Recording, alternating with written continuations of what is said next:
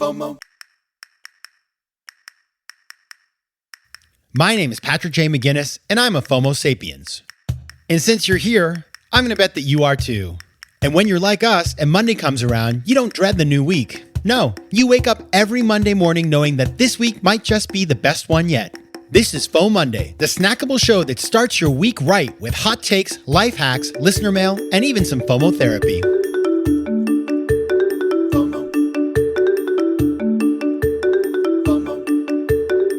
Hey everybody, this is FOMOndays, the snackable companion to FOMO Sapiens, which of course will be back on Thursday with a full episode, our part 2 with Diego Saez-Gil.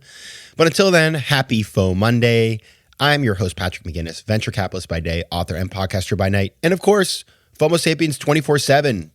And we're going to be talking about how Diego raises capital for his business on Thursday, Pachama. He's raised a ton of money. And he's raised money now for, I guess, 3 companies that I know of anyway. I invested in 2 of them.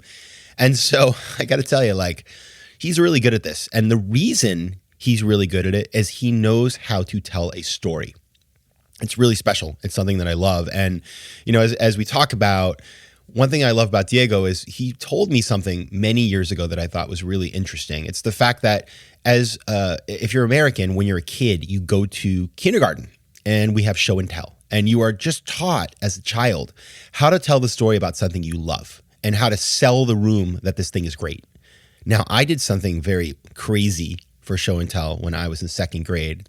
If you're squeamish, you might want to fast forward about 45 seconds, but I hope you will stick with me on this one because it is nuts. When I was in 2nd grade, my father was a hunter and he shot a deer as he did every year, as my grandfather did every year. I have not done that. So if you are an animal rights activist, please know that I have not hunted. But I do, I come from a long line of hunters. It's just what you do in Maine. And so my father hunted this deer, and then you have somebody, that comes and helps to cut the deer up for meat, and you give all the meat away. Who can eat a deer, right? So you end up keeping just a little bit for yourself and you give it away. If you live in Maine, people are giving you deer meat all the time. So my father, he in the process of doing all of this, he cut off the forearm of the deer, and if you pull on the tendon, you can actually, the hoof will move. And so I thought that was really interesting and decided that should be my show and tell, and brought that part of the deer into school and then demonstrated what would happen if you took a pliers and pulled that. So sorry, I know it's disgusting. I think it's crazy. Nobody batted an eye because guess what? Again, Maine in the 1980s. It was a different time. So that, anyway, sorry, that's a massive digression, as Holden Caulfield would say, but I felt like I needed to share that with you. So I also am a storyteller, and as you know, I've written books and stuff, and I have learned the power of telling stories for lots of things. I mean, this whole thing is about storytelling. I just told you a story, for goodness sake. And so I have learned the power over the years that I've learned how to do this, because I didn't do it for a long time. When I worked in banking, I didn't tell my story very often. I don't think people really cared. But now I do. And I have learned in doing a little research the power of storytelling, because our brains are wired to receive stories.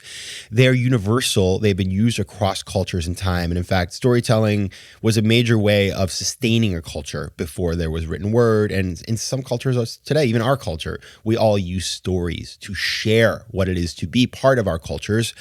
And from birth, we are storytellers. We are crafted to learn via storytelling and narratives. And we think in narratives, whether it's about running errands, what happened at work, thinking about our friends. We make up stories in our heads for every action and conversation. So we do this to ourselves, which is pretty awesome. And the fact of the matter is that our brains receive information differently when it is shared through a story rather than simply, reading it or something. And then there's a study by Mary Helen Immordino-Yang, a neuroscientist and human development psychologist at the Brain and Creativity Institute. And in the study, she found that when we hear inspirational stories, more blood flows to our brainstem.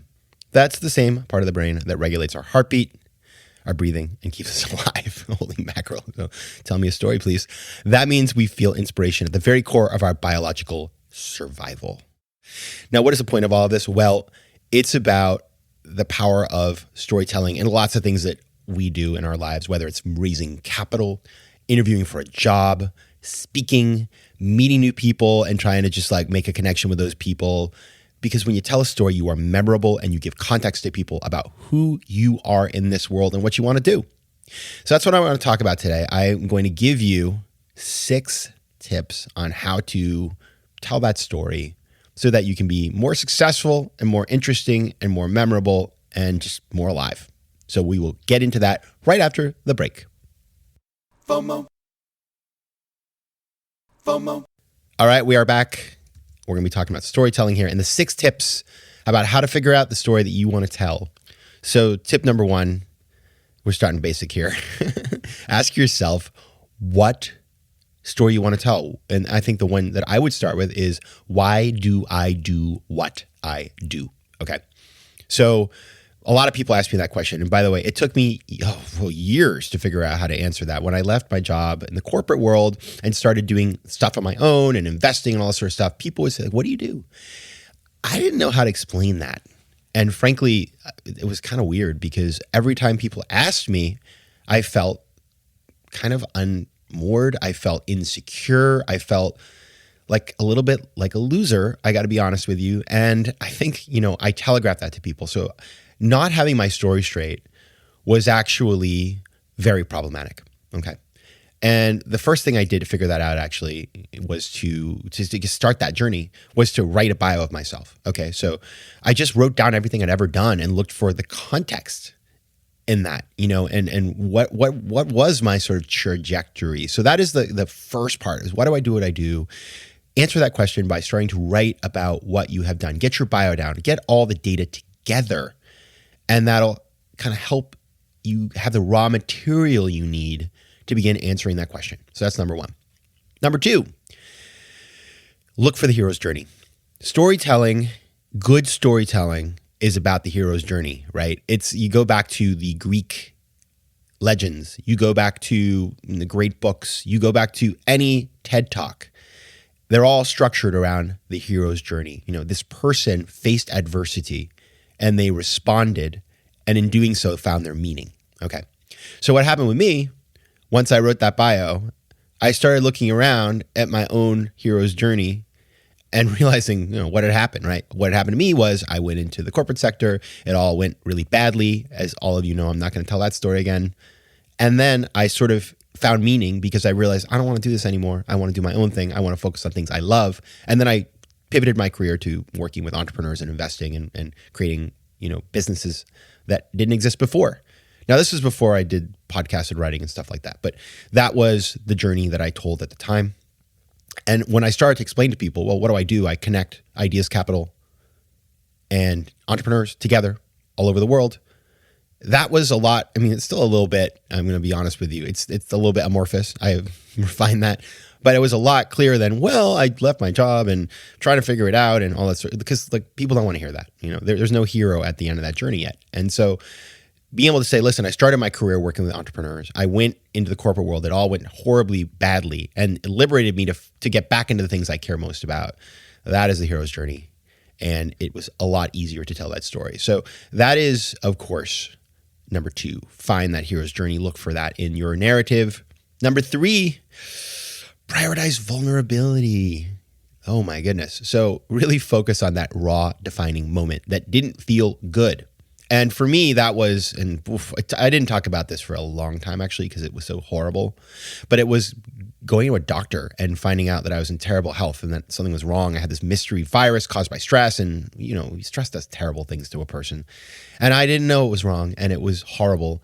And so I remember sitting in that taxi and saying, as I was going home, just saying, if I get through this thing, I am not going to do things the same way. I'm going to change things up. So that was my defining moment. In fact, I even went to church and prayed on it. And I'm Catholic, and getting a Catholic person to a church isn't easy. Sorry, if you're Catholic, please don't be offended. But a lot of people are like once a year church people. And I went into church on Ash Wednesday because I made a covenant with God that every Ash Wednesday, because I got my license on Ash Wednesday, I would always go to church and get my ashes. And I've largely done that. And I also that year went in and focused on, I got to get out of this situation. Things are not good for me. And so, yeah, that was another moment of vulnerability. It was really like realizing that things were out of control. And that liberated me.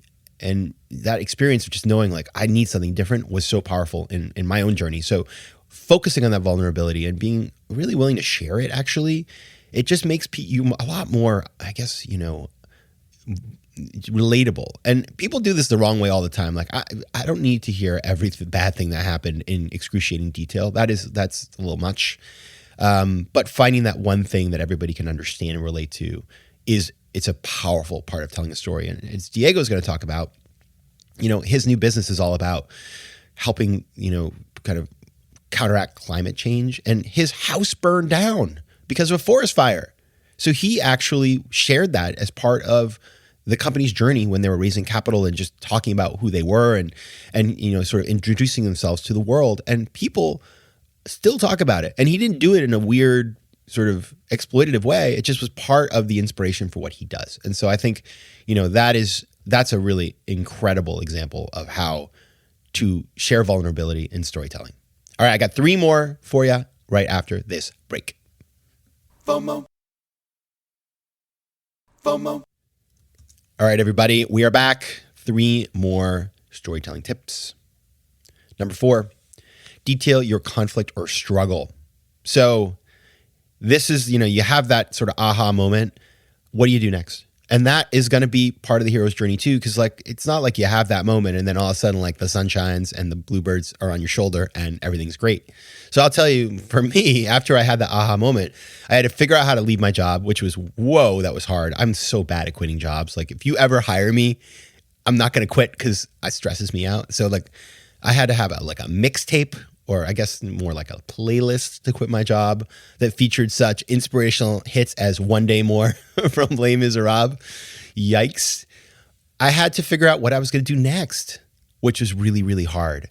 And that had me flying around Latin America, talking to entrepreneurs. I had this one thing that happened to me that I've shared with people in the past, which is crazy, which is I went to this big entrepreneurship conference. I got a ticket to it. On the way, they lost my luggage, Delta. I actually wrote to Delta's CEO. I found his email somewhere, and they actually made it all good. It was really cool. Thank you, Delta. But anyway, I didn't have anything to wear. And then I go to this conference, and I'm just I realized I've been out of this for years. I had done this earlier in my career. I was a player in early stage investing in Latin America. Then I hadn't done it for years. I go back and I don't know anybody. And there was a panel of investors and people are mobbing these people. And I'm just I could have been that guy. I could have been on that stage, but I'm not. And I just wanted to cry. And I might have had a little one tear, but I was just bummed out. The next year I actually spoke at the conference and I remember being wow, I did it. I stuck with this and I was able to do this thing that was important to me. So that was a conflict that turned into something really inspirational that happened that, I love to share with people because it just shows if you stick with something, you can make some progress, right? It wasn't like I was the headliner at the conference. Nope. But I was on the stage and that was enough for me. Number 5, unleash the transformation. The final part of any story is where did you end up? So I just share with you kind of this moment of, going from feeling very dejected to feeling very happy. And then I would say, for me, I ended up making a bunch of investments. It helped to get me back in the game. Some of them did very well. I've met people like Diego through that who are on the podcast. And then for me, I guess the final piece is I'm doing all this stuff and then FOMO comes back into my life. A reporter calls, says, we've traced FOMO to you. And I'm like, yeah, why? And he says, it's in the dictionary. And I had been writing a book that was getting rejected. I had 33 rejections from publishers. And all of a sudden, FOMO article comes out. I have a book deal 2 weeks later, and here we are today. So that's the final part. It's a crazy. My story is wacko. I can't even believe. If you had told me my story 10 years ago, I would have been like, "This is stupid," because nothing like that's going to happen to me. But it is really cool, and I tell that story all the time. Number one, because it makes me happy to tell it, because it is a really nice story. It makes me feel like, okay, I'm doing something that is meaningful to me and I've figured out something, but also people love that story and they don't forget, and it makes people interested to talk to me. And I appreciate that. So having your story down, rather than if I just walked in and said, yeah, I have a podcast, yay. No, there's a lot more to it than that. And I tell that story all the time. Number 6, write it down. We started with writing down. We're going to write down again. You got to write things down. Anywhere. Medium. Does anybody use Medium? I don't know. I still read Medium sometimes. Anywhere that you can share your story, it just makes it, it just makes it more fun to have it out there to the world and inspire other people. All right. So the 6 things, ask yourself, why do I do what I do? And write about, sort of your past to get that answer more clarified. 2, figure out that hero's journey. 3, prioritize vulnerability. 4, detail your conflict or struggle. 5, unleash the transformation. And 6, write it all down. All right, everybody, that is my advice on telling your story. I hope you enjoyed it. I love this stuff. I mean, as you can tell, I'm super jazzed up to talk about it.